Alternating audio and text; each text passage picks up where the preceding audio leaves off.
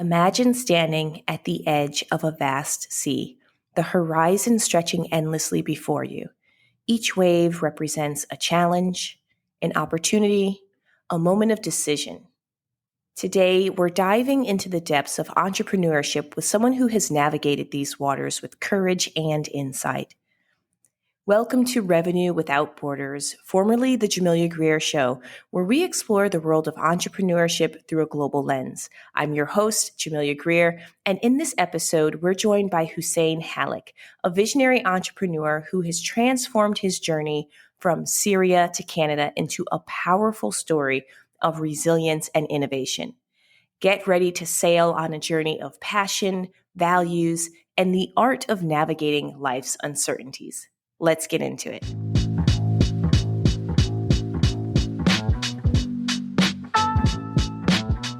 My guest today is Hussein Hallak, a Syrian-born entrepreneur who's turned cultural adaptation into a superpower. Hussein has founded over 20 ventures and helped entrepreneurs from more than 100 countries raise billions as part of his portfolio of work. In his upcoming book, The Dark Art of Life Mastery, he talks about uncertainty and really how to navigate it and how to deal with it as a way of life. And I think that is so fitting for entrepreneurs today. Thank you for having me. I didn't know that I had this superpower, but I'll add it to my superpowers. That's great. Yeah, you never know what superpowers you have. And you certainly do have a lot of superpowers, Hussein. So I wanted to kind of start off with, young Hussein back in Damascus, where you were focusing on electrical engineering. And at some point, you decided to take a pivot. Can you bring us to that moment or that point in time? Yeah, absolutely. If I told that Hussein that I had those superpowers, it would be a different conversation. I was this kind of Syrian, kid that felt stuck in Syria, and the reason is because in Syria you really have no hopes and dreams of something bigger. Mainly because there wasn't anything bigger. I was studying engineering, and the best I could hope out of it is to find a job, because I was studying integrated circuits, and the only factories at the time were in the US and in Israel. So there's no way I'm traveling. There was no path to that. But along the way, because I loved art and I loved design, and I wanted to go to art school, but there's no work if you go to art school. That's not a thing in Syria, at least. I ended up working while I was in university to kind of pay myself, and it ended up being really good, and I enjoyed it. I enjoyed, like, I can find work as someone who loves art. It was more into design. I painted a store, let's say, fronts. I did anything that I could get my hands on it. By the time I graduated, I was offered a partnership with someone to do a creative consultancy. And I took it. I didn't know anything about business other than what I read in kind of a fringe design book about how great designers built their businesses, which was a total coincidence. And I was like, okay, let's see what I can do. And I just kept on trying stuff until something worked. I can imagine that going from electrical engineering then to this consultancy, maybe your parents or your family and friends were kind of, looking at you like, hey, what is this guy doing? Did you get any pushback? I got more pushback on my guitar playing because my friends are like, why are you playing the guitar? What are you going to be? You're going to be like a musician. And to be honest, my greatest, and still till date, dream, I would say slightly fulfilled in Syria, which is to be a rock star. But that's still my greatest dreams, one of my greatest dreams. And at the time, the like having money was what justified the work. We didn't have, I had a government job at the time, mainly because as an engineer, when you graduate in Syria, the government guarantees a job for you. There's not a lot of us, so we get a job in the government. And my job was to sit in the broadcast station on top of the highest mountain in Damascus, which was a joy of a job. It was like the ideal. When I was young, you know how if you saw it any time, the broadcast towers used to have this flashing light on top of them because they're usually very high. So I was used to look up to that mountain, and I would see that tower.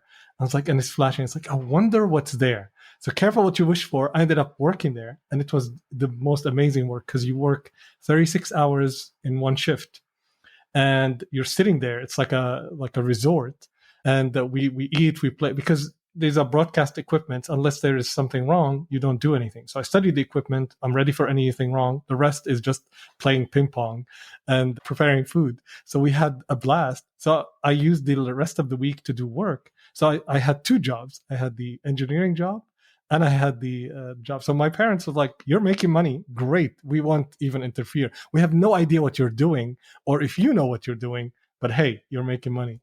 So it was a fun time. So you left this cushy job, which basically you probably manifested from when you were a child, looking at the tower up in the mountains.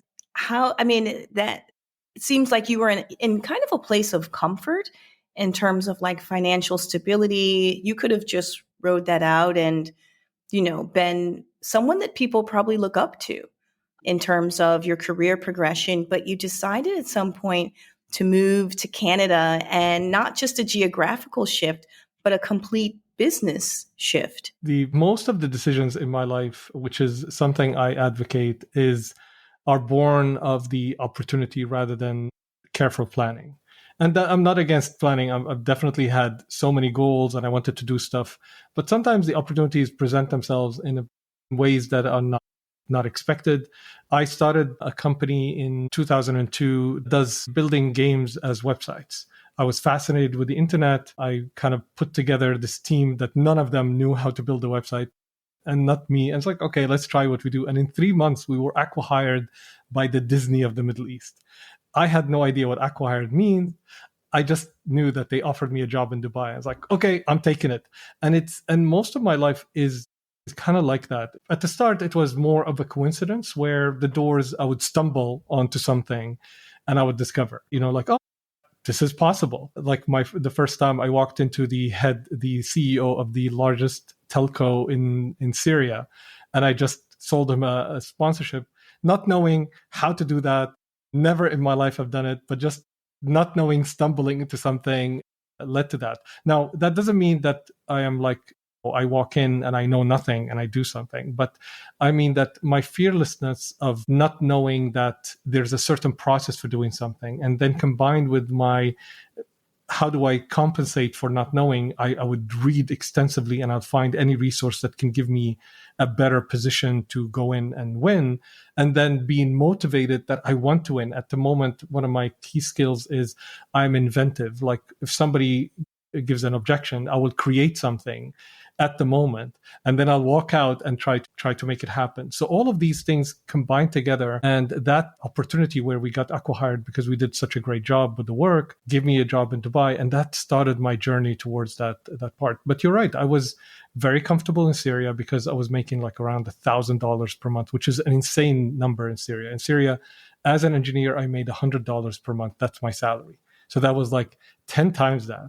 And that meant that I whatever I could do in Syria, I would do, but there was no future. So I was definitely hoping to travel, and I couldn't be with the woman that I love because of difference in religious sects between our parents. So I was like, I'm not staying here. There's a better future outside.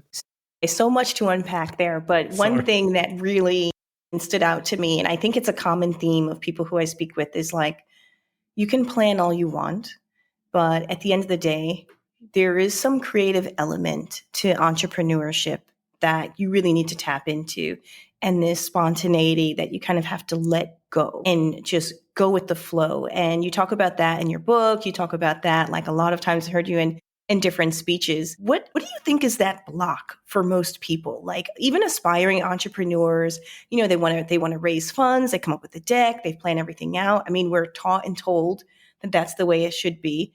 But there is an area that is just about creativity and spontaneity. Do you agree? Most of the things that we read about work and business are written and designed, frameworks and plans are written and designed from looking from the end backwards. So they look at success of entrepreneurs, successful companies, successful plans, and they look at that and say, okay, so let's say they study, I don't know, hundreds of them, which is what the lean entrepreneur actually lean startup book does, looking at all these startups and looking at them and seeing what from the end, what happened, how did they get there? But that kind of disregards the millions of people that didn't get there, the millions of people that kind of failed. So you should definitely learn from the success of others and the failures of others. And remember that everyone's journey is completely different. Even if we grew up at the same house, sometimes they're twins, so they look the same, they think the same, whatever, but we're not the same. And life at the moment presents us with something else. The successful entrepreneurs are masters of the art of the possible, where they look at the possibilities that exist, see what's most likely to unfold, and decide or choose what to go after. So sometimes that doesn't mean you go after the things that are likely to succeed. Sometimes you go after your passion, and that ends up being, let's say, the best decision. For example, it's not an entrepreneurial effort, but pursuing the woman of my dreams went against everything that any successful person, rational person from my home country would do. But that decision was the pinnacle of success in my life because it gave me, I experienced what it's like to pursue something that I want against all odds, even against my parents. I experienced the difficulty of hanging on to something you need. Steve Jobs talks about passion. You need passion because it's very hard to get things done. And you also, when you have someone that you're committed to and they're committed to you, those form the best partners for life. So if I had rationally thought about it, it's like, well, this doesn't look it's going to happen. It's going to be very difficult. There's an easier path. And there were many easier paths. I was living in a country where I could get an arranged marriage, for example. And it would be easier, let's say. But I made the best decision in my life. And it was very difficult for years, for a decade, until we got married. So sometimes it's looking at what's in front of you. And then while then you enact choice on top of that based on things that will not change for you, your principles, your values, things that make you who you are and will make you who you are 20 years from now. That is what I like to work with people on and help them realize and make decisions on. I want to talk about, you mentioned choice and you mentioned decision making. And I just find it so fascinating because I've experienced that many times, even in my own journey as an entrepreneur. There's always the easy way, and then there's the more difficult way, or there's always a very clear way, and then there's a unclear, I'm not certain where this would lead, but it's kind of pulling me along in that direction. One example for me, my background is law, and then coming into podcasting, I tried for a while to fit legal stuff into the podcast. I'm like, this is not interesting for me. This is not fun. I don't want to talk about this. I want to talk about other stuff. I don't want to, you've got to kind of shift into it. You've worked with so many entrepreneurs. Can you tell us a little bit about that? Is that something that's common, these two different paths? Yeah, there is what we want and there is what can happen. And then there is what we choose. I think it's great if they all kind of, if what we want is possibility of it happening and it's clear and we make a choice, that's awesome if it comes together. Rarely does it, because whatever we kind of envision of what the world's going to look like and whatever looks clear right now may not be clear 2 seconds from now. I think the first thing that we can do to help ourselves is to anchor ourselves in the reality that nothing is for certain. So even the things that look certain, like people say, well, I could get a job or I could be an entrepreneur. Well, jobs are not certain at all. You can get a job tomorrow and and the day after you're fired. The company changes direction. The markets change. I mean, look at where we are 6 months till now, a month from now. Like things are. A month ago, we didn't have war, in the Middle East. So things can change rapidly. So the idea of certainty is an illusion. Once you anchor yourself in that and understand that, so you're no longer worried about, is this for certain or not? You look at everything as a possibility. And once those possibilities are kind of equal, you then seek something more, I would say, solid. And the more solid thing is who you are as a person. And that's what I work with entrepreneurs on. As I ask them, like, you want to work, a way of doing that, I usually talk to them about a product, but I usually use Everest as an example. I say, anything you want to do in life is like climbing a mountain. It's going to be extremely hard, like climbing Mount Everest. So why not? Now imagine if you climbed Mount Everest and after all this work, you ended up on the wrong mountain. You're going to do work anyway. So why end up on the wrong mountain? Why not end up on the right mountain? And right for who? Right for you. See, the whole world can tell you you're wrong. But what matters is what you tell yourself. Because at the end of the day, that's who's left looking in the mirror in the morning, in the evening, when you're on your own. The people that kind of cheered you on are not going to be there. So that's how I work with people and how I work with entrepreneurs. And it works wonders because if you stick with your passion, you know why you're doing it. And that's really important. Then the how will unravel itself. The how is never kind of confirmed. You have to discover it. So why not find out the how to something that you're really, really passionate about and you really want to make happen? At the very least, you won't have regret, which is very important in my opinion. Every time I, speak to guests on this show, I feel like saying, I grew up in a Black church. And the pastor used to say, he would, be in his sermon and talking, and then he would say something like, "Hello, lights," because, he's waiting for the congregation to respond. I feel like saying "Hello, lights" right now, because that you dropped some science right there, which is certainty is an illusion. And I think you talk about that a lot, but it's something that I don't know if it's human design or if it's the way that we've been educated, but we have this false sense that certain things are certain, that specific things are certain. And so we want to go down that path because we feel as though it's certain. But I really like how you said that certainty is an illusion. And once you level out all of the different probabilities to be, they're all on equal footing, anything is possible. You move towards the one that is pulling you, or the one that you desire. I just want to pause right there and see if you have anything else to add on to that, because I think that's brilliant.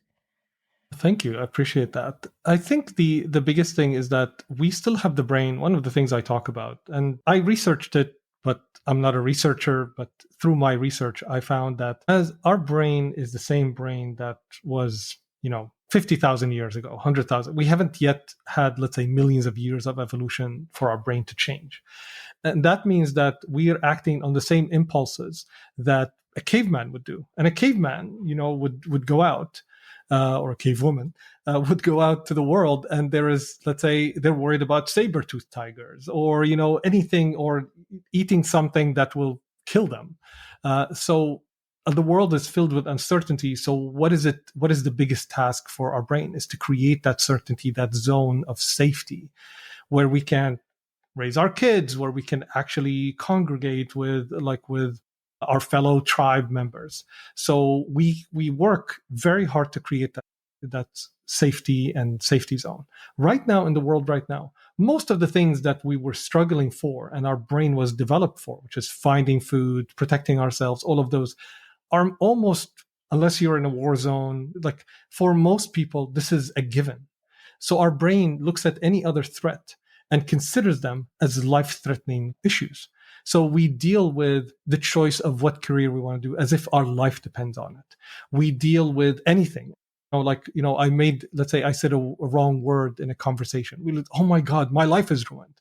And in many ways, sometimes we do say stuff or we do stuff that actually cause a lot of problems for us. But our life is not ruined. We're still alive. I mean, unless somebody's going to take your life for saying something, our life is not threatened. So what does that leave us? We need to tone down and look at the things that in front of us and understand that this uncertainty is a gift rather than a burden. And we can look at it and say, well, I get to do anything I want because almost all of them have equal outcomes.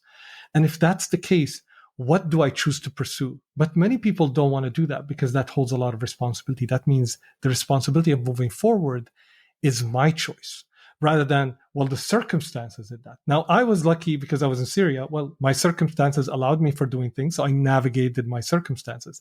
Then I turned it into, like a framework for my life.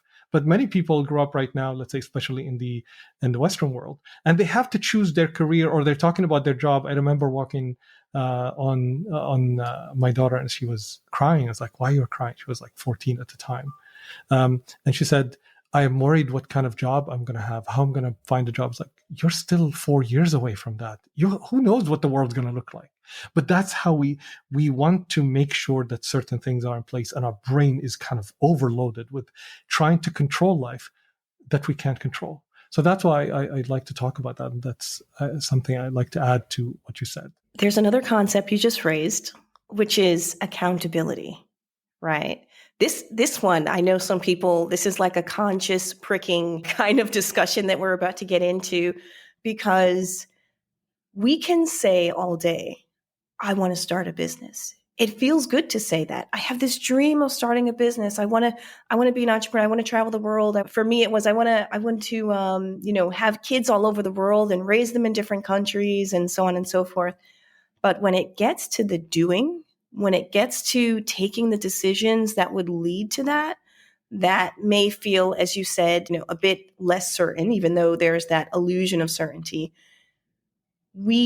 Sometimes we don't, right? I mean, I think that's another sort of a human sort of reaction, is that we're inclined to enjoy the problem rather than addressing the problem. You see this all the time, and people are like, oh, I'm so overweight. I would, love to lose some pounds. And it's like, okay, well, put the cheeseburger down. It's like, I don't want to do that. I didn't say all that. So let's talk about that accountability. And I know you've seen it in your work with entrepreneurs. Yeah, the biggest thing is that it's not easy. I was seeing a post by Leila Hormozi, which she's a formidable entrepreneur, and she was showing a picture of her, looking all dressed up, looking fabulous, and then she showed an image of her, which I appreciate a lot, of when she started like 6-7 years ago.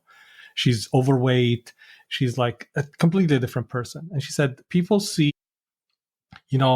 that I'm thin right now, that I'm successful, I have all this money, I have these businesses, and they choose not to see because they don't know, or they choose not to know the 6 years of sleepless nights, of hard work, of all of the things. Take time, things take work. Anything worth doing and worth doing well will take a ton of work.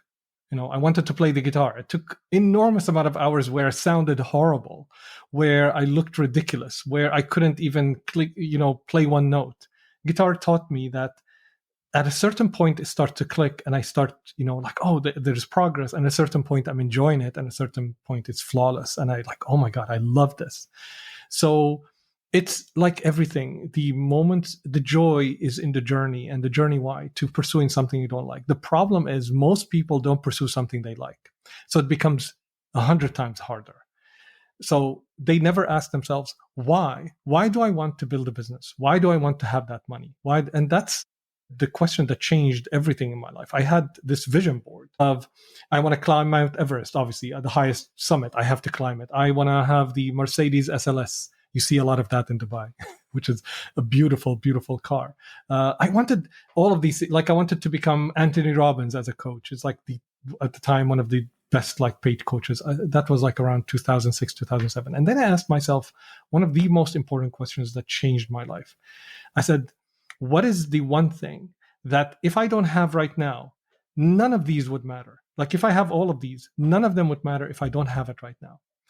And that question was, I don't know how I got to ask that question. Maybe I was reading a book or something, which is also always very helpful to see other people's suggestions. And it was a happy, healthy family. I said, if I don't have that right now, nothing else matters. Now, that's what mattered to me. I'm not saying that that's what should matter to you. And that will change across your life. So that's why you need to always engage with yourself and explore what are the things meaningful for you.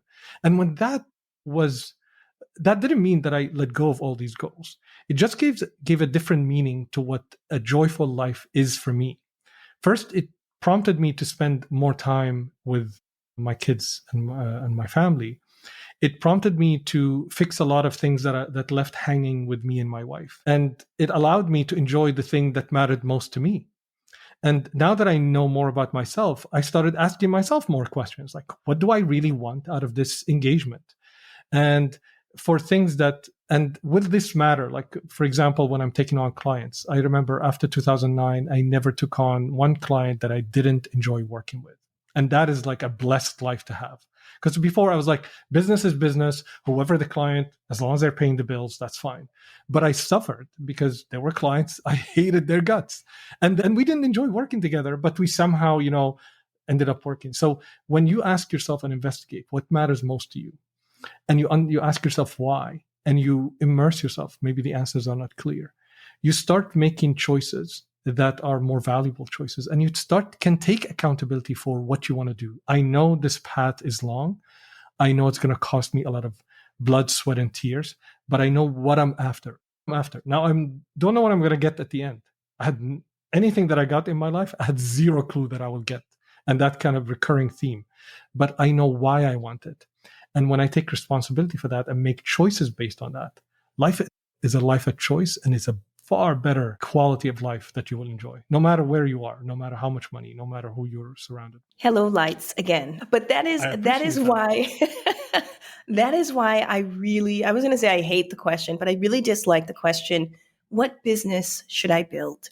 Because it betrays the fact that you did not do the internal work to understand who you are and what it is that you actually want. If I just come up to you and say, hey, what business should I start? I mean, okay, if you're investing, fine. But if you are going to put your blood, sweat, and tears into something, you have to have a lot more insight as to what you want your life to be like, right? And so all of these points about knowing who you are, taking the time to understand what you want your life to look like, what is important to you. I mean, yeah, I as well, when I left corporate, I missed my paycheck. I'm not going to lie. It was like, what was I thinking?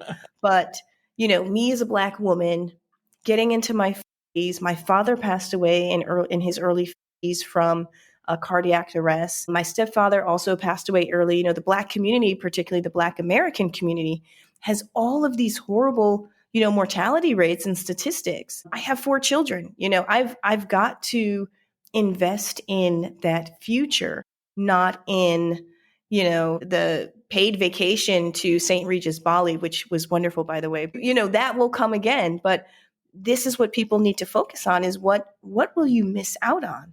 And who are the important people in your life? Yeah. If I may offer I love what you said, and I may offer a little bit different, let's say, or addition to it. I would say, what is an important question, and really important to understand, like what sort of life you want to live, what are the outcomes that you're after. The most important question that is why. So at a different point, you will have many opportunities. Like, for example, let's say, I'm human at the end of the day, so thank you for all the superhuman kind of qualities that you gave me. But I was like, okay, you know what? There's drop shipping. Okay, maybe I should do this because, it brings me money, passive income, all of these things. And some of them work, some of them don't. None of them worked for me. And when I asked myself, like, why? I'm very, very smart. I built 22 businesses. I've helped hundreds of entrepreneurs build highly successful businesses. Some of them exited with, hundreds of millions of dollars within 4 years. One of my students moved from her grandma's kitchen to selling her company for $370 million. So I know how business is built. I know like everything that needs to know about that. So why can't I make something successful? And I got heavily invested into this question because I was looking at those videos of people that are successful. I was like, I can do this. These should be easy because I'm creative. I'm very capable with technology. So I can do all of what it takes. And I did some of them, and none of it worked. And the reason it didn't work is not the mechanics. It's the reason I was going after it.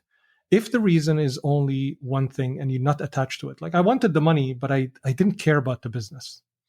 And if there is no care, what ends up happening is you don't notice the things that make something successful. See, the things that make things successful are usually only noticeable to the people that are inside of it. We have a saying I don't know if it's allowed to say certain words here, but we have a saying in the startup world, like every startup is a shit show until it's not.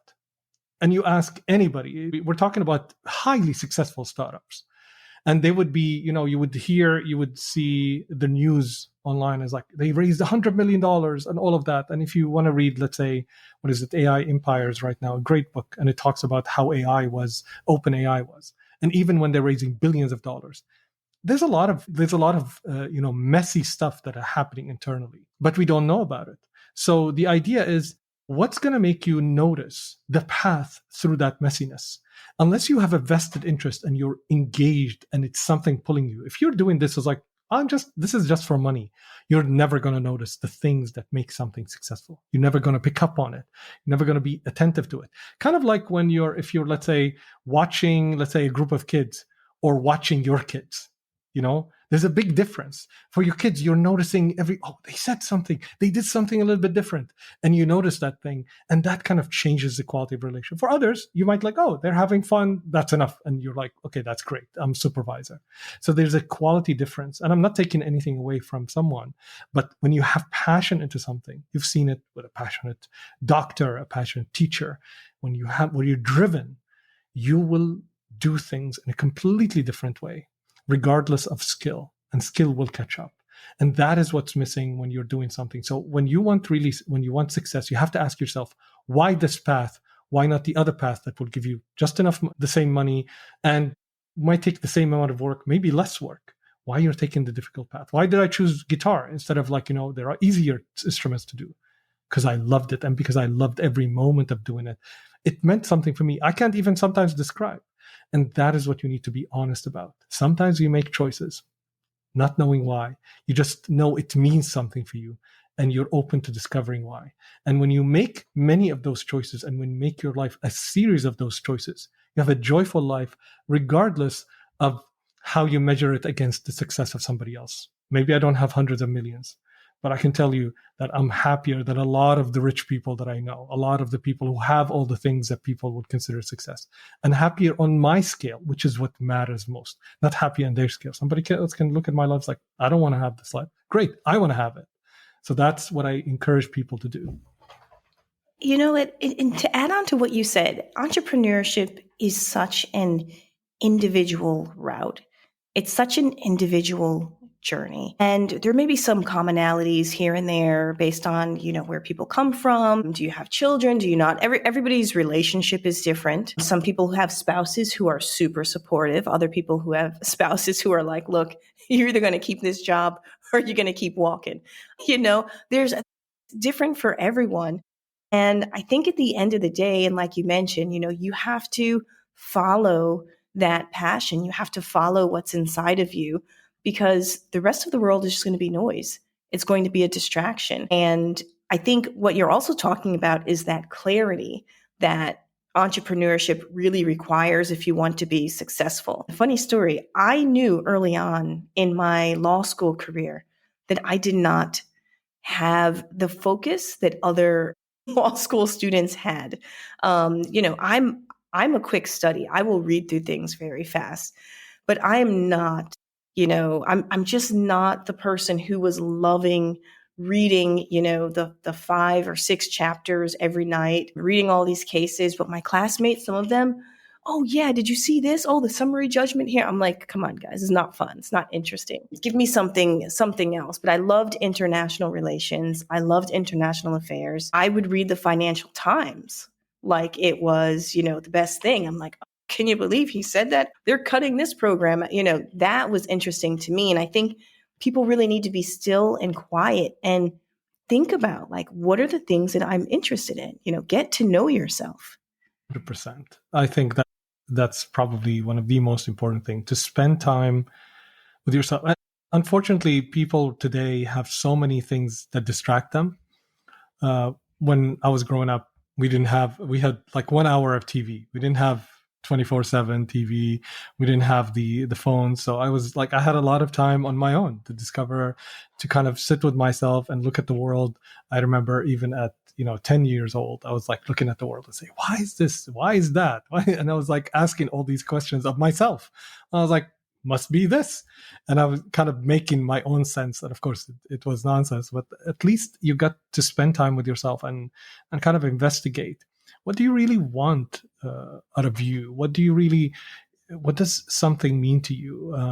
And I think these are things that I encourage right now, let's say my kids, to spend time away from the computer. Not that the computer is wrong. It's just that when you have endless things that are engaging you, you don't have time, that quiet time where you're not engaged in anything, that let the brain sit still and come up with things or come up with thoughts for you to kind of engage with those thoughts and pursue them. It's a wonderful thing to do. And one of them, as you said, is to really ask yourself, what do you want for yourself? What does this thing that you're pursuing mean to you? Are you willing to make choices that are that's the other thing, is that we postpone a lot of choices. We convince ourselves that, oh, I can make that decision, I have time. Most of the time, I think one of the superpowers that I have is I can make choices in the moment of things that will be immensely consequential in life. One of the biggest ones was me sitting with the love of my life, and after I realized she's the woman for me. We were friends, and we went on a walk, and I was like, she's awesome. That's the woman for me. So I go, I make a painting for her, I write some poetry, I come back and give it to her. That's how people did these things at the time, for me at least. It's like, I love poetry, I love art, that's what I'm going to do. So 2 days after, we sit down together, and it's like, what is this? We're friends. What does this mean? I said, I'll tell you what it means. I'm in love with you. I know that you're not there yet, because she said, like, we're friends. Where did this come from? I said, that's how I feel. And that I am 100% sure that I can wait for you for 10 years, 20 years, until you're ready for it. And even if you're not ready, this is for me worth it. That even if nothing comes out of it, at least I'm honest with myself, and that's where I am right now. And I feel that I'll be there no matter what happens in the world. That kind of confidence. And I don't mean like fake confidence, like, going into a room and pretending that you're, like convincing people. I mean the confidence in why you're making that choice. Confidence internally that this is why I'm making that choice, and this is why I want this person, I want this route, or I'm pursuing this business. That kind of confidence changes the world around you. A lot of people tell me I walk into a room and even though I don't know anything, and that's the most important. A lot of people think confidence is about knowing things outside, and that definitely helps, and being skilled. That's why. But confidence is an internal game where I'm confident of my choice at that moment. Now, meet me 10 hours later, a year later, things change and my choices have changed. And I may be a different person and I make different choices, and that's okay. But at that moment, that was my choice and I was confident enough to share it. And that changed my whole life. And I do that all the time. And when you learn to do that, when you learn to make choices based on internal compass, what ends up happening, you know about yourself more. You know what signals, because we are complex human beings, and there might be sometimes where you trick yourself. I tell entrepreneurs what we are good at is the art of bullshit. We bullshit other people, and we are very good at bullshitting ourselves. So you start to learn where these internal signals and kind of interpreting them, and you start teaching yourself that these decisions matter. I'm going to commit. And what that, I don't know what it does to the brain. Maybe somebody has done a study on that, but it changes the mechanics of how you trust your own word. And if you have trust in your own word, other people will have trust in that. So when you say something, people know that you're going to do it because they've seen it time and time and time again, that you're going to execute on what you said. And if you don't, you make a different choice. You also public about it and you tell the people who are involved. And that is a very powerful way to be accountable to yourself first. Then you can be accountable to the world. You talk about this decision making and this way to build confidence in The Dark Art of Life Mastery, your upcoming book. And I wanted to talk a little bit about why you decided to write this book. Why was it important for you to put this together now? Because there's a lot of people like how I was when I was 20, 25, from my kids to the entrepreneurs that I met. Whenever I mentor them, while I'm mentoring them about their product or their company, their pitch deck, a lot of times these are the themes that are in the background, playing in the background. And I think it's something that matters to me, the wasted effort. I remember reading that a lot of people die with their music still in them. I don't remember who said that. And it hurts me because I've seen what those entrepreneurs are capable of. There are incredibly powerful ideas that might change the world, impact their community, help the people around them. And I do believe we're a collaborative species where when we come together, we can build civilizations, we can build these enormous cities, and we can kind of change the world. So I wanted more people to have access to that power. And I wanted somebody to give me something, because I read a ton of self-help books. And a lot of them are brilliant, but a lot of them have a unique view on something. They tackle one area, for example, effectiveness, productivity. None of them tackled life. And I'm saying none of them that I've read, and in a way that I wanted to tackle, not to take anything away. They're wonderful books, and I continue to read, and they're incredible. But I wanted, what if I sat down with someone who's mentoring me on my life? What would that look like? And I saw what I'm mentoring on the themes and the stuff that I'm bringing up, dealing with uncertainty, choice, making choices, being present in the moment, navigating life and being real with what life offers you. And these are themes that are rarely combined together. Usually each one of them is a book. And I wanted to have them like a conversation. Like, for example, my second chapter, I think, Then You Die. It's like, half a page. And because that's what it is. I don't need to talk, have a whole book about death, for example. Now, I'm not taking anything away. Great, by all means, if that's what you want to read. But in a conversation with someone, that's what I would say. Listen, I would be sitting with someone. I would say, okay, you're planning all these things, but tomorrow you might die. And what you're going to do about that. And I say that because I want to disrupt somebody's pattern of thinking so that they open themselves up to the reality that all of their plans may turn out to be nothing. So they need to consider that possibility, not to throw away their plans, but they need to consider that possibility and what if. So I wrote it so that if I'm not there with my son 10 years from now, and he needs to have a conversation, he needs a resource to come back to have an honest conversation about a topic about life, this is the book that he will pick up. And I wanted to give that as a gift to anyone that I couldn't be with to mentor. And the book itself is a Creative Commons. So anybody can take it, remix it, change it, take it at their own and present it, just give credit. That's why I wrote the book. It's like I had this overwhelming feeling that the world has contributed a lot to me, that there's a lot of people in my life that I would never be able to pay off. My parents, the people in my life, my wife, my kids. This is my contribution back. And that's why it's my first book. Well, it's definitely a book that I would say, and I've had the chance to read a few chapters, a book that I would say that really will make you think. And for those that are listening that are aspiring entrepreneurs, that, I think people do well to read short chapters and to read out of order. You don't always have to read a book from page 1 to the last page. You can pick it up and you see a chapter that looks interesting to you. Start there.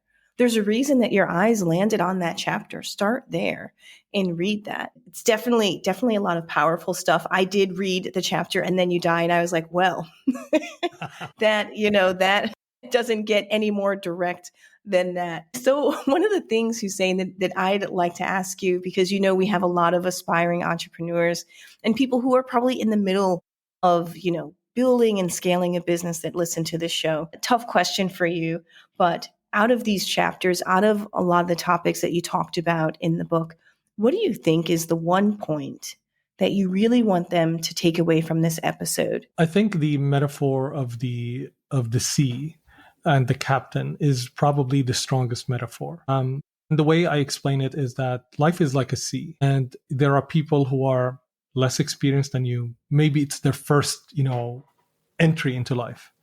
And the sea chooses to give them the smoothest ride ever. The wind carries them to their destination, even though they don't know how to navigate. What we call in real life, born with a golden spoon or something like that. For some people, it's money, but I wanted a metaphor that talks about life. Their life is easy. You meet them and they're so easygoing. Their life is easy. Everything's going for them. And you jump in and let's say you've spent 20 years of your life. This is what my experience like when I landed in Canada. I had like 20 years of experience. I was highly experienced. And in 6 months, I couldn't find a job. I applied to 200 jobs, and I got one lousy interview. I was despairing. I've built my life so I don't deal with this, and here I am dealing as if I'm starting my life right now. So the sea will choose to some people to throw everything at you, all the storms, break up your ship completely, like, and maybe kill you. You can't control this. The sea will do what the sea will do. It doesn't give a shit about you, and it doesn't care what your experience like. It will choose whatever it's going to choose, and you can't control that. What you can control is your decision in the moment. And the reason the sea is a metaphor is a very powerful one, because you can't think of the third wave that is coming. Now, you can imagine it, you can anticipate it, but you can't deal with it. You can only deal with the wave that is happening right now. And that's what you can navigate only in the moment. So that metaphor means that, first of all, you can't control what life throws at you. So let go of that and let go. A lot of people are like, why is my life so hard? And I used to be like that, not to take away like from anything. I used to be like, why is my life? Why wasn't I born the son of that person? Why wouldn't my parents have more money? Whatever. So that's something you can't control. And what you have to be present to is the current wave. That's what you can navigate. You can have your dreams. You can dream of a treasure island, which is a beautiful show that I love for myself. Treasure Island, or the next wave, or how you're going to navigate the storm that is on the horizon. But the only thing that you can deal with is the current moment. So anchoring yourself in the moment, having your eyes set on where you want to go, and letting go of whatever life throws at you. Why? And just being there is probably the best thing you can do again and again and again. You'll become more skilled. You navigate those waves, and you may land safely on something you never wanted, but it's everything you've ever dreamed of. So that is, I think, the core of something I love about the book, and I come back to it again and again. You may land on something that you've never dreamed of, but something that you possibly really need. I think that is such a strong and powerful message to people, particularly in these times when social media has us wanting things that we've probably never even seen before. Here in Dubai, I see Bentleys and cars that I never even knew existed. I'm like, when did that come out? But you go towards what you go towards, and you put your in, as they say. And so I think that's a really powerful message. Hussein Hallak, thank you so much for being on the show today. I truly enjoyed the conversation, but I'm most interested in going back and finishing the book that you gifted to me. Thank you so much for that. Thank you very much for having me, and the beautiful, thoughtful questions. I didn't expect less. I love your show, and you do great with the topics and how you engage with them. I really enjoyed the conversation. Thank you for having me, and I would love to come back again and continue. Excellent. And before we go, can you tell people where they can find the book and where they can find more about you? 100%. Just search Hussein Hallak. I'm HusseinHallak.com. You'll find me there. And you can search The Dark Art of Life Mastery, and you'll find it on all the relevant, I would say, places to buy. And I would love to hear from you if you read it and if it makes a difference. And that's what I hope. Please come back and let me know. And I would love to hear about it. Thanks for joining us today, Hussein. Thank you for having me.